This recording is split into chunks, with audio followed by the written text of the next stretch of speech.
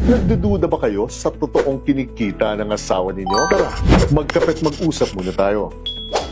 Dahil una, wala pong batas na nag-oobliga sa isang asawa na sabihin, aminin o intriga ang lahat ng kinikita niya. At totoo po ito kahit ano pa ang property regime ninyo o yung kasunduan ninyo tungkol sa ari-arian noong nagpakasal kayo. Ang presumption po kasi ng batas, kung halimbawa po ay absolute community ang property regime ninyo, ay kahit hindi nyo pa ideklara ang lahat ng kinikita o ari-arian ninyo, matik na magiging bahagi pa rin po ito ng conjugal assets ninyo. Kahit ito po ay nakatago. Dahil ang pangalawa ay nakafocus lang po kasi ang ating batas sa mutual support o sa obligasyong suportahan ninyo ang isa't isa, imbes na sa income o sa kinikita ninyong dalawa. Kaya nga for as long as kaya ninyong ibigay ang lahat ng pangangailangan ng inyong anak at asawa, mula sa pagkain, pananamit, pamamahay, pagpapagamot, edukasyon at pamasahe nila, wala na po kayong obligasyong ideklara pa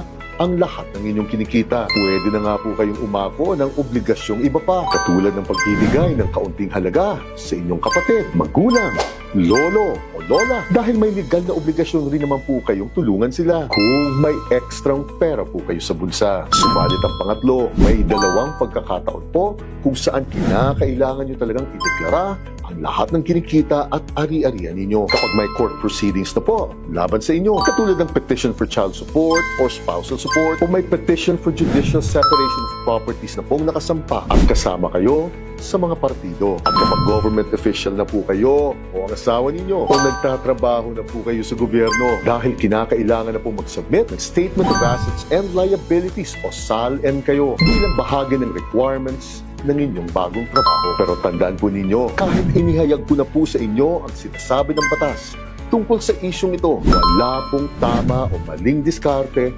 pagdating dito. Nasa sa inyo na po kasi talaga ito, dahil bilang mag-asawa, kayo lang po ang dapat mag-usap at magkasundo pagdating sa usaping pera sa pamilya ninyo. Gina.